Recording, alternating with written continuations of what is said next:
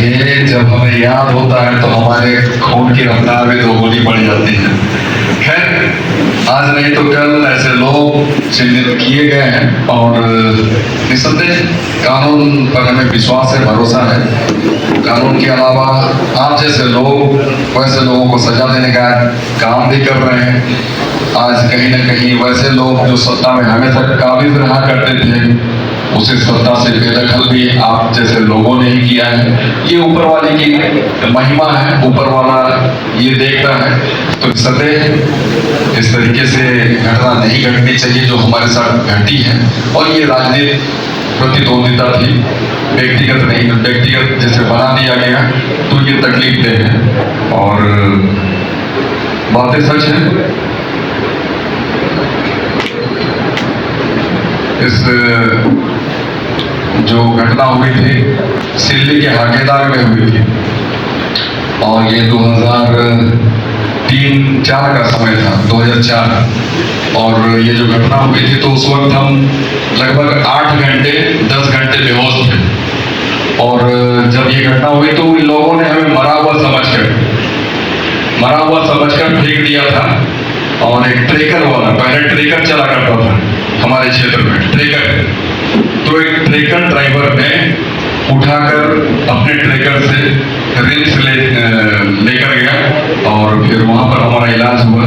लगभग 8 से 10 घंटे बाद में हमारा होश आया और होश आने के बाद में हमें पता चला कि किस व्यक्ति ने हमें यहाँ पर पहुँचाने का काम किया है। तो धन्यवाद हम अभी भी उसको देना चाहेंगे।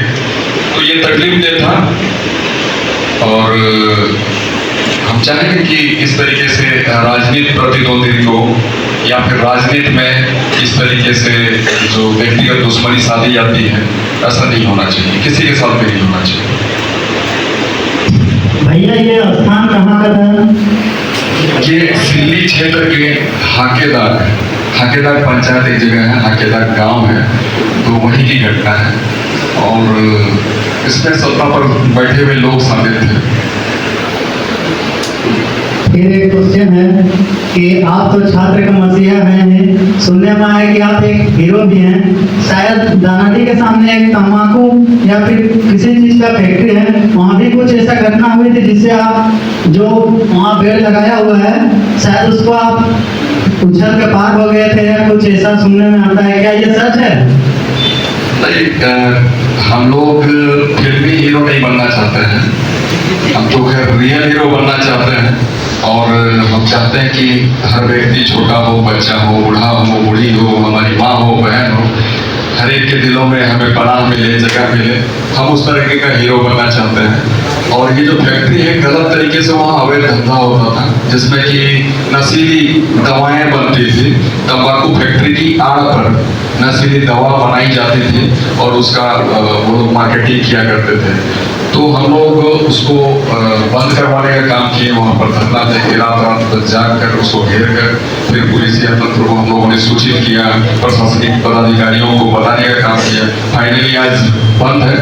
ठीक है, उछलने कूदने की बात तो अलग है। हम लोग जब दौड़ सकते हैं 21 किलोमीटर तो चार दीवारी फाड़ना कोई बहुत बड़ी बात नहीं है। थैंक यू भैया। धन्यवाद। भैया खतियानी जोहर। भैया हमारे झारखंड बने हुए 24 वर्ष हो गए। तो उसके बाद से स्थानीय नीति या नियोजन नीति बार बार सुधार होता गया या उसको बनाने की कोशिश की गई। उसके बाद भी सरकार एक रिजिड रूप से उसको बना क्यों नहीं रही है? उसके रीजन क्या है जो सरकार इसको अच्छे से नहीं बनाना चाहती है? जो हमारा हर एक बार उसमें एम्बिग्युइटी कुछ आती है, जब कुछ उसमें दूसरी पार्टियां या कुछ लोग उसमें दोष निकालते हैं इसको। एक निर्धारित रूप से अभी तक 24 वर्ष में क्यों नहीं बना पाई है? हमने पहले जैसे कहा कि यहाँ की जो भी सरकारें बनती है वो प्रतियोगिता परीक्षा को बाजार के रूप में देखती है, उससे पैसे का उगाही करती है। इसीलिए वो नहीं चाहती है। साथ साथ उसके जो अपने लोग होते हैं, लोगों को कैसे हम एडजस्ट करें, वहां तक पहुंचाने का काम करें। एसपी हो, डीएसपी हो, एसपी डीएसपी की बात नहीं हो, बट डीएसपी हो या फिर पीडीओ हो, सीओ हो, दरोगा हो, टीचर हो, आपका दरोगा सिपाही हो, तमाम जगहों पर अपने अपने लोगों को कैसे हम संजोएं, उसका एक प्रयास होता है। और इसीलिए ये स्थानीय नीति नहीं बनाना चाहती है और नियोजन नीति नहीं चाहती है। परंतु हम आपको बताएं कि हमारा जो झारखंड प्रदेश बना है, इस प्रदेश की कल्पना हमारे जो आंदोलनकारी साथी किया करते थे। काफी जद्दोजहद के बाद हमारा ये झारखंड बना है। बाहर का जो भी व्यक्ति यहाँ पर प्रवास कर रहा है, जो यहाँ पर रास्ता चला रहा है, वो कभी नहीं सोचता था, कभी ये सोच भी नहीं पाता था, कभी सपना नहीं देखता था कि झारखंड अलग होगा। हमारे भी बहुत सारे लोग हैं जो कि कहते थे कि झारखंड अलग नहीं हो सकता है, लेकिन आज झारखंड अलग हुआ। हम आपको अपनी एक बात बताते हैं। रांची में एक संत जोन स्कूल है, संत जोन नाम सुना होगा आप लोगों ने, जेवियर कॉलेज के पास में है। तो संत जोन में एग्जाम देने के लिए हम गए हुए थे। वहां पर क्लास 6 में भर्ती के लिए एग्जाम होता है, तो हम देने गए थे अपने पिताजी के साथ। जिस दिन हम स्कूल गए थे एग्जाम के लिए, तो उसी दिन एक बहुत बड़ी रैली निकाली गई थी, जो कि झारखंड मुक्ति मोर्चा के द्वारा आयोजित थी, जिसके लीडर अगुवाई करने वाले व्यक्ति शिबू सोरेन थे। तो उस दिन बहुत बड़ी कतार, मतलब हमने पहले कभी इतना नहीं देखा है। आज तक के इतिहास में हमने उतने लोगों को एक साथ नहीं देखा है चलते हुए। मतलब हजारों हजार, 50,000, 60,000 लोग आ रहे हैं, जा रहे हैं, आ रहे हैं, जा रहे हैं। हम और हमारे पिताजी सड़क के किनारे खड़े थे, चाय नाश्ता कर रहे थे। तो पिताजी को हमने पूछा कि आखिर इतनी बड़ी भीड़ कहाँ जा रही है? तो उन्होंने कहा कि झारखंड की लड़ाई लड़ी जा रही है और इसके अगुवाई कर रहे हैं शिबू सोरेन जी। आज मोराबादी में आज इसका एक बहुत बड़ा रैली है, और ये जो हम लोग सड़क में चलता हुआ देख रहे हैं लोगों को, ये प्रदर्शन कर रहे हैं कि हमें हमारा झारखंड दो। तो वहीं पर जो बाहर के लोग थे, वो लोग भी वहां पर खड़े थे। उनके जरिए कहा गया कि ये लोग बेवकूफ है, झारखंड कभी अलग होगा जी, कभी अलग नहीं होगा। आज देखिए संघर्ष का परिणाम है। हमारे यहाँ के लोग जो बलिदान हो गए, निर्मल महतो की बात करें, विनोद महतो की बात करें, या फिर हम यहाँ पर शिबू सोरेन जी की बात कर लें, या फिर अन्य जो भी हमारे आंदोलनकारी साथी रहे उसकी बात कर लें, उनके संघर्ष के बदौलत आज हमारा झारखंड हमें देखने को मिल रहा है। तो जिस तरीके से झारखंड अलग हुआ, जो कि सोच से परे था, उस कल्पना को हमारे यहाँ के लोगों ने साकार किया, ठीक उसी तरीके से आने वाले दिनों में खतियान के आधार पर स्थानीय नीति और नियोजन नीति को हम जैसे लोग जरूर लाएंगे, ये हमारा विश्वास है। आप जैसे लोग सिर्फ इस संघर्ष को गति देने का काम करेंगे।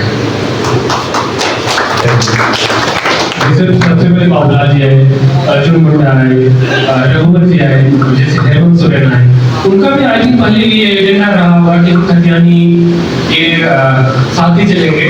लेकिन जो भी नियोजन नीति भी बनी है, आई थिंक PDFI के आधार पर बनी है, तो उस समय से जितने भी बाहरी है वो या तो नियोजन में तो है ही है, जैसे कॉलेज में एडमिशन जो लेते हैं वो भी लोकल के आधार पर वही जाके अपना स्थानीय दिखाते हैं और एडमिशन नहीं लेते। इस वजह से हमारे यहाँ के झारखंड के जो मूल है उनको एडमिशन नहीं मिल पाता है। लेकिन ये तो लूप होल 24 वर्ष से चला आ रहा है, तो उस लूप होल को इतनी सारी सरकारें आए, तो वो क्यों, मेरा मुद्दा यही है कि वो लूप होल को बंद क्यों नहीं करना चाहिए। नियोजन तो सेकेंडरी चीज होगी।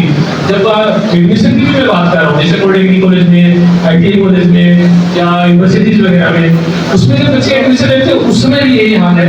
जो बाहर के आते हैं, पहले तो कागज के बनते थे, आए बना लिए और एडमिशन दे दी, उसमें भी लूप होल चलता आ रहा है। लेकिन उस समय से एडमिशन होते आ रहे हैं, अभी तक मुझे ज्यादा नहीं पता है, लेकिन उस समय से लूप होल चलते हैं, तो ये लूप होल बंद क्यों नहीं हो पा रहा है? इस पर उनके स्वार्थ निहित है और दूसरी कोई बात नहीं है। ये अति स्वार्थी हो चुके हैं, इसलिए ये सब चलता आया है, नहीं तो ये सारी चीजें हम सबों को देखने नहीं पड़ती। और इसमें आपकी राय क्या होगी, आपकी मतलब रीजन क्या होंगे जो इस लूपहोल को बंद किया जा सके? एक एक चीजों को, जो भी आपको लगता है गलत है, एक एक गलतियों को हमारा यही प्राथमिकता होगा कि एक एक गलतियां सुधरे और हम सबों को एक बेहतर चीजों को देखने का अवसर मिले। धन्यवाद। धन्यवाद। हेलो।